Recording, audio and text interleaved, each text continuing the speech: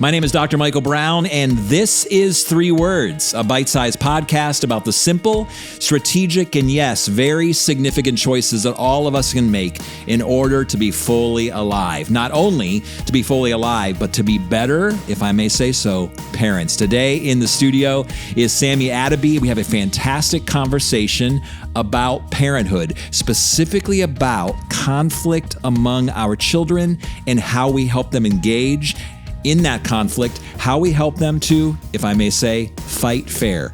Listen in. Sammy Adebiyi. Sir. So good to have you back in the studio. So great to be in another conversation, 3 Words podcast. Yeah. Not everyone probably knows who you are, so tell us a little bit about yourself. So my name is Sammy. I was born and raised in Nigeria. I moved here when I was 20, and I'm married, and I have 5 daughters. 5 beautiful daughters. I tell people I'm a minority in a sorority. I love it. Well, that's a true statement. Yes. I have 5 daughters as well, 4 sons, but I kind of balanced it out with some boys in the family. Yeah. But I think the fact that we have large families will be really important for this conversation around 3 words that you have chosen, and they are these. Let kids fight. That's right. I am so excited to have this conversation with you. I was thinking about growing up with my younger brother, raised by a single mom, and she would have never, ever said, yeah, go in the other room and just fight. Because we literally would throw punches at each other. There were times where I could have really hurt him. Now, granted, he's bigger than me now, and he could crush me. But back in the day, it could have got dangerous. So you got to just start with this. Why are these 3 words so important to you, and why did you introduce this conversation? Well, one of the things that, my wife and I, one of the conversations we've been having lately is the responsibility that we have in parenting our kids, right? And so we feel like our kids are a gift to us that we're supposed to steward. We're supposed to train them and build them up. And I just think that conflict management and resolution is an incredible opportunity that I feel like I never learned growing up. And so it's kind of interesting because I think earlier on, most parents, anytime there was any kind of conflict, we're like, no. It's we're trying to avoid the conflict. But then we just started reframing it. This is an opportunity for us to actually give and equip our kids with some tools that can really help them succeed as adults. And so we just started trying to figure out how to give them the opportunity to be able to learn to fight and fight well, right? And that was the turning point for us, was realizing the problem is not the conflict, really. The problem is not the fight, right? The goal is, how can we teach them to fight well? How can they fight in a healthy way that's actually going to help them become better human beings? I'm going to pause right now in my conversation with Sammy to invite you to share this episode with a fellow parent who struggles with conflict in their home and training their children to fight fair. Now back to the conversation. Sammy, I couldn't agree with you more. One of the primary roles that I play in organizations and with individuals as I coach and consult across the nation is conflict management. Yeah. But you're right. Had we learned, or had these individuals learned, had that CEO been modeled, had that professional athlete seen it happen early in life, been parented that way, we might have less problems. People ask me all the time, is there job security in consulting? I'm like, are you serious? I was like, as long as people struggle to get along, I got a job. That's right. Which is everywhere. I mean, you lead an organization, I lead organizations, we're interacting all the time. Conflict is normal. But this is actually a different conversation, because we're talking about training children at the earliest of age to actually work through conflict. Why do you think we're so hesitant, though, to allow our children to engage in conflict and or fight? That's right. I think one, a lot of us never learn, so we're bad at it, And I think 2, honestly, it's about us. And so what my wife and I realized, or what I realized mostly, is that what I was actually trying to avoid was the inconvenience to me. And so it really wasn't about them fighting. I just didn't want them to fight because I didn't want to deal with it, because it was loud and it was disruptive, and, we're going to be calm. And I had this expectation of what a home is going to be like, and they were disrupting that. And so that was a big change for me to be like, this actually isn't about them. This is really about me trying to maintain whatever kind of order I had in my head, And so the change just came from that. And I think it's not even just teaching our kids conflict resolution. I think a big part of it is just normalizing conflict with people that you love, you know, because what happens when you grow older, you know, you have a best friend and, you know, someone, and then there's conflict, and then you run, or you think something is wrong. And so part of what we want our kids to realize is that you're going to have conflict. You're going to fight with the people you love the most. It's inevitable. Like, it's a part of the human condition. And so the question is, how are you going to be able to work through that? Well, even in our marriage enhancement work, and I'm sure you do tons of this as a pastor, but the issue is not how to resolve the issue is not how whether we deal with conflict or not. It's how to fight fair. That's right. And then even back to what you said, I just yesterday I had a conversation with my buddy Vince. So Vince, if you're listening in, shout out to you, about how most of the rules that we set and establish within our homes for our children are more about our convenience, That's right, as opposed to their character. That's right. And again, who doesn't want order in their home? So let's just be honest. Like, if your kids are fighting, the girls are fighting, and my kids are fighting, isn't it fair as parents to be like, guys, settle down. Yeah. Just get along. Just maintain the peace. Yeah. Which, even as I'm hearing you talk, is more of a short-term solution that's going to become a long-term problem, because they're not going to necessarily know how to do this later in life when it matters the most. Like, childhood is about practicing. That's right. Yeah. And what's interesting is, like, even when this is what exposed it for me, because even when they would bring the conflict to me, I'm not even trying to help them resolve it. I'm just trying to get to the peace as fast as possible. I'm just like, okay, stop talking. Give it to her. You're okay. We're done. Like, it's like, I'm just trying to just maintain a comfortable, peaceful atmosphere, you know? But that's not my job as a parent. That's not my responsibility, right? I'm supposed to equip them and help them grow. I have to. So even when they bring me in, I don't really want to be in. I just want it to stop, you know? But I'm realizing that one of the things I'm learning is there's just so much of a lost opportunity when we do that. An opportunity for them to grow, and even an opportunity for them to learn the gift of reconciliation. Some of the most beautiful times that my wife and I have watched our kids is when they go from fighting to, I'm sorry, will you forgive me? I forgive you. And then they hug, and you weren't a part of it. And I was like, that is incredible. But you can't get to that if you don't ever let them go at it in a healthy way. If you interrupt and intervene in the conflict every single time at its earliest stages, they're not going to get to the point where they need to say the 10 most important words in the English language, which is, I was wrong, I am sorry, will you forgive me? Think how hard that is as adults, because we didn't get any practice. Bro, like, it's so hard. As I speak in arenas, and I know you speak in arenas as well, I've actually asked the question, how many of you have heard those 10 words in that way across your lifespan, in your home or even in your friendship circles? And very few hands go up. I mean, they've heard things like, I'm sorry if I hurt your feelings.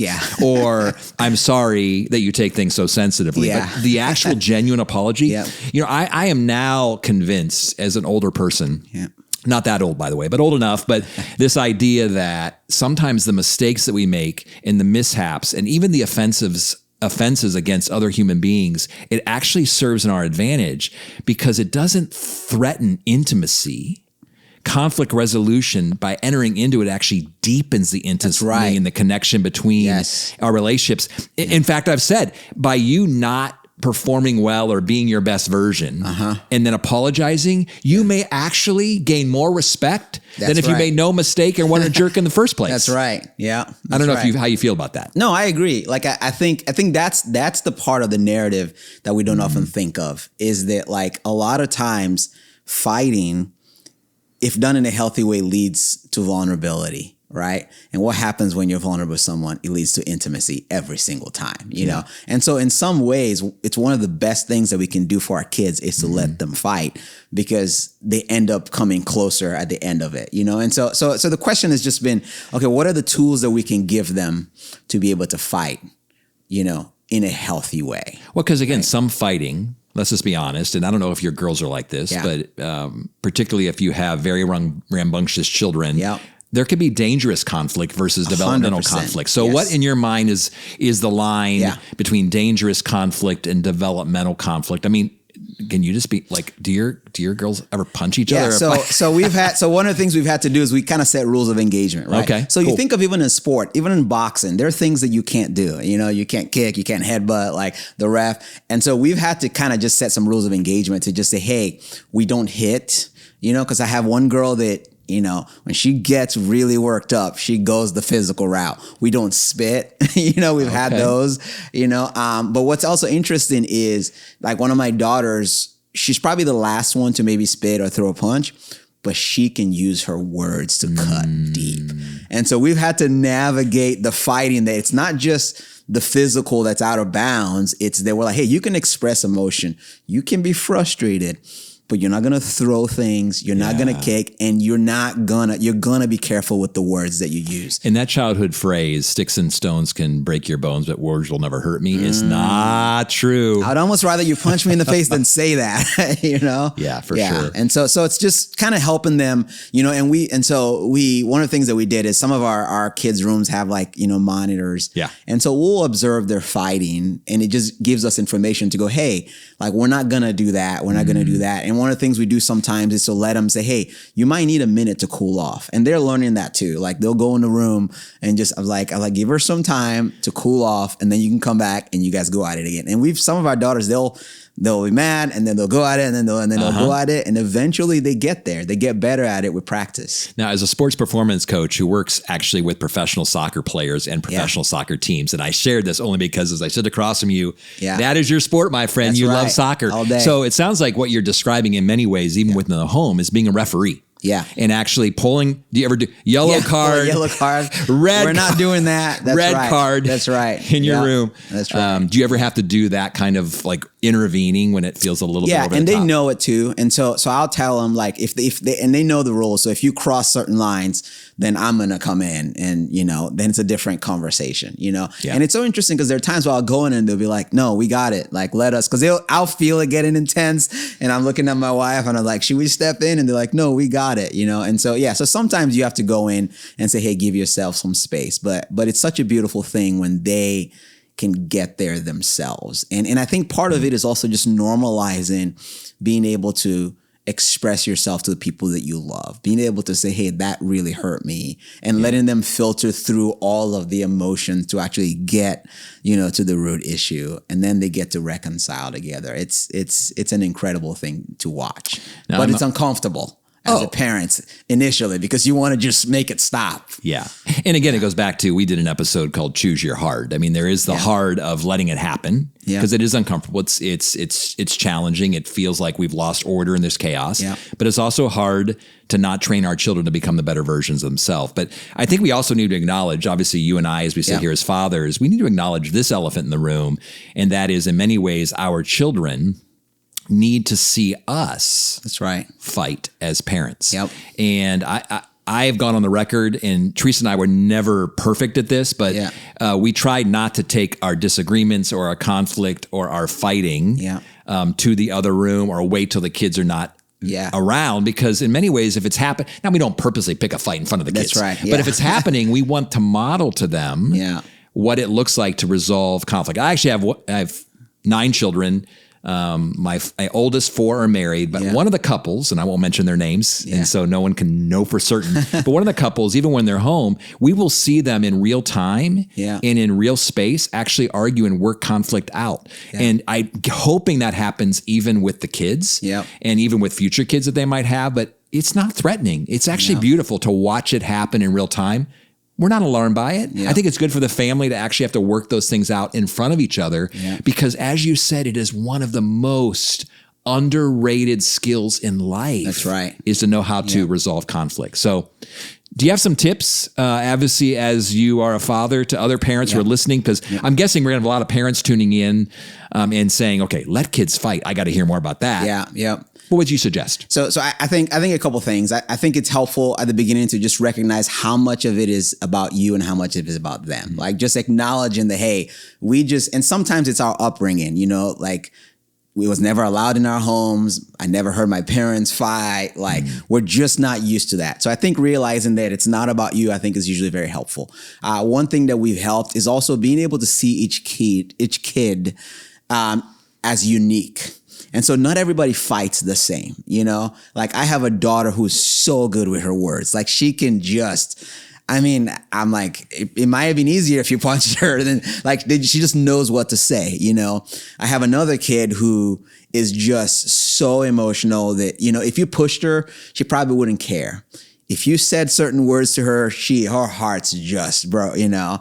And then I have another daughter who is so expressive. Like she is just like, I mean, she needs 10 minutes to just take a deep breath. And so I think practically speaking, I think just being able to have nuanced conversation about each kid and just go, okay, like what's their natural lean? How are they wired? And what's the best way, you know, to not only help them understand themselves, but help each sister and each sibling understand the other person to go, hey, you know, when you say certain things, you might not care that someone says that to you, but you know that really hurts your sister. And being able to kind of come alongside of them. And I think the last thing I would say is just like, it's just a journey, you know? It's like, it changes as they grow. And I think just paying attention and being able to normalize, you know, like you're saying, even with the parents, and normalize the reconciliation process. Like that, to me, has probably been the biggest gift of letting our kids fight. It's the other side of them going, I'm sorry, will you forgive me for X, Y, Z? And then going, sometimes it takes a minute, to be able to offer that, I forgive you. But being able to watch them and then also modeling that as parents, I think one of the biggest adjustments for me was apologizing to my kids, because I felt like, I don't remember my dad ever, you know, but it's like, if I want them to embody that behavior, then I have to model it to them. And so sometimes I'll be frustrated and I'll tell my kids, I'll yell or something. Then I got to come back and go, you know, when daddy said that, you know, that wasn't about you. I was just frustrated. I'm really sorry. And in doing that, I'm giving them tools, because if they see me, I'm in the position of authority. If I can do that to them, then that empowers them to be able to like relate to their siblings that way. For sure. Well, you know, it's interesting. Even I've been wanting to do an episode somewhere down the road. And so I'm kind of tipping off our listeners and viewers now, but parents aren't perfect. That's right. Great 3 words episode. Maybe we'll do that one together. Yeah. But I appreciate you bringing your fatherhood and bringing your passion for your children. And obviously those of us who are parents or grandparents or even mentors, we care so deeply about who our kids are becoming, particularly in this day and age. Yeah. Friend, let's just go here. Particularly in this day and age, to learn how to resolve conflict without making this huge tantrum and eruptions and posting on social media and all the things. We're not very good at this, not only in our families, but as a culture as a whole. Helping our kids learn to fight at an early age could be one of the greatest gifts we give to our culture, our communities, our families, but also our nation. That's right. So we might go there in another podcast another time, but thanks for being in the studio today. Absolutely. Always a pleasure being in this conversation with you, Sammy. Thank you. Thanks for having me. If you enjoyed my conversation with Sammy, I would encourage you to visit dmbcoaching.com/subscribe, where you can actually subscribe to our digital newsletter, where there are many more tips about parenting, about life, and becoming the very best version of yourself. Until the next episode, we'll see you in a few weeks.